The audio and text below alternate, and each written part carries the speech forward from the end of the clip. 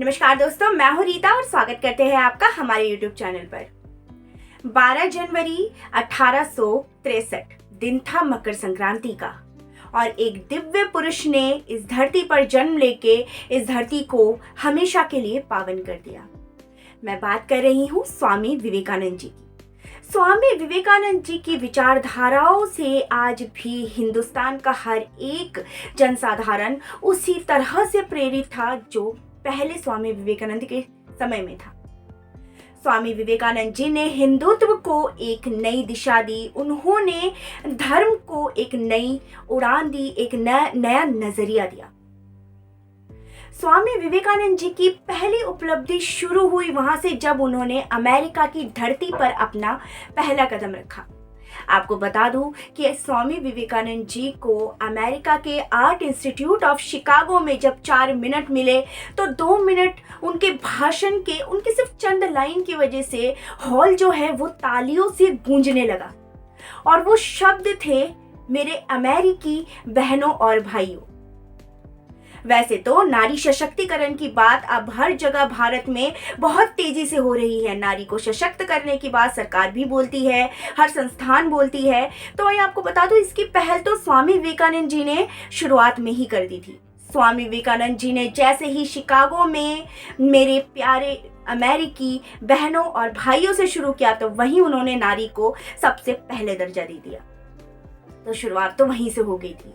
आपको बता दूं, स्वामी विवेकानंद जी ने धर्म को किसी जाति में बांटने का, धर्म को अलग अलग तरीके से ना बांटते हुए स्वामी विवेकानंद जी ने धर्म को एक जीने का सही तरीका बताया। स्वामी विवेकानंद जी ने बताया कि जिस तरह से जीवन शैली होती है, जिस तरह से सद्गुण आते हैं जीने में, वही धर्म है।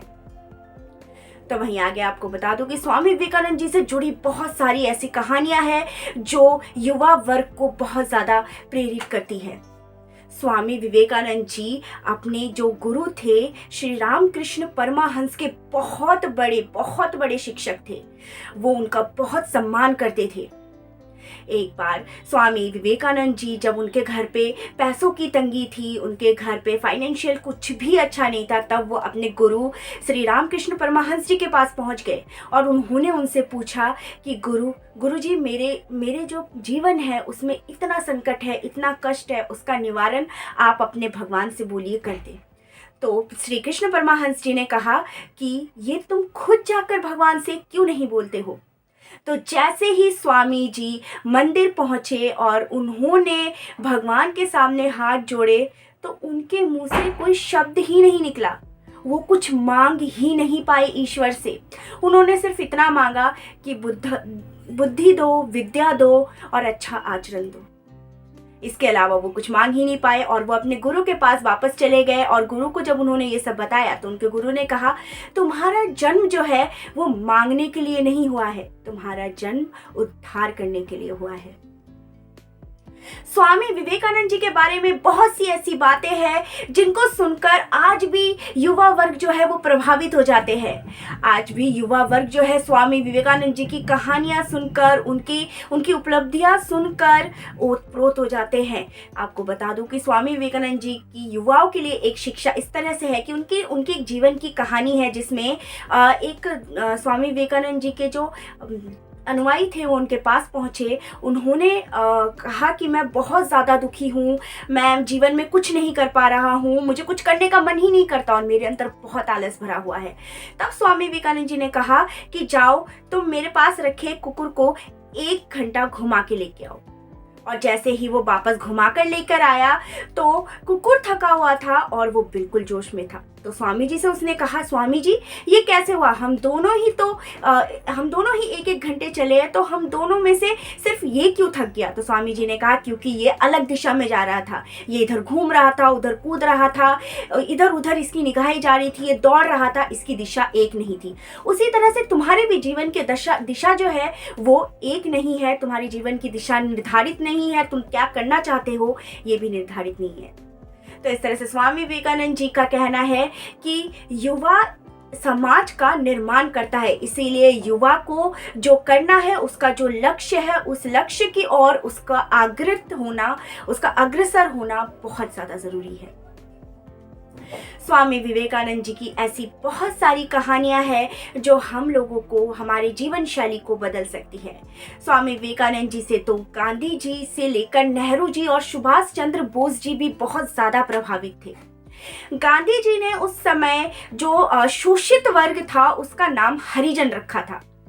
गांधी जी ने तो वो बाद में रखा था, उससे पहले ही स्वामी विवेकानंद जी ने शोषित यानी कि समाज में सताए हुए शोषित वर्गों का नाम दरिद्र नारायण रखा था। स्वामी विवेकानंद जिनका मानना था हर जीव में जिसमें प्राण है उसी में ईश्वर है, इसीलिए ईश्वर को ढूंढने के लिए कहीं और जाने की ज़रूरत नहीं है, मंदिर पूजा पाठ की ज़रूरत नहीं है। ईश्वर को अगर पाना है तो जिनको मदद की ज़रूरत है उनको मदद करे, करुणा रखे, लोगों के प्रति दया रखे और इसी तरह आगे बढ़ सकते हैं और समाज का भी बदलाव कर सकते हैं।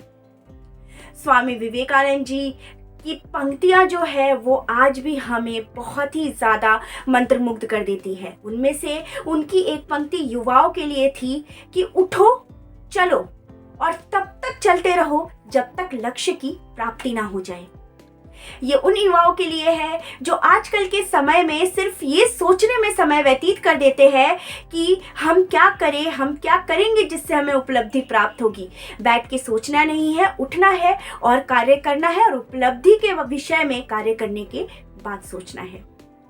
स्वामी विवेकानंद जी की जीवन शैली बहुत कम उम्र की थी। उन्होंने महज 39 साल अपने जीवन के व्यतीत किए। 39 साल के उम्र में यानी कि 4 जुलाई 1902 में उनका देहांत हो गया। स्वामी विवेकानंद जी के जो जीवन काल था वो बहुत ही छोटा माना जा रहा है, पर बहुत ही ज़्यादा उनकी जीवन शैली बड़ी थी। उन्होंने इतने से वक्त में इतना ज़्यादा नाम कमा लिया। स्वामी विवेकानंद जी को बहुत पहले ही पता था कि वो ज़्यादा वक्त तक यानी कि 40 की उम्र भी पार नहीं कर पाएंगे, इसलिए स्वामी विवेकानंद जी ने इसको परवाह ना करते हुए वो हर कार्य अपने जीवन के अंतिम पड़ाव तक करते गए जिनसे वो समाज का, जीवन को एक नई दिशा दे सके। तो स्वामी विवेकानंद जी की ऐसी बहुत सारी कहानियां हैं, ऐसे बहुत सारे किस्से हैं। उनके जीवन से प्रेरणा हम सबको लेनी चाहिए।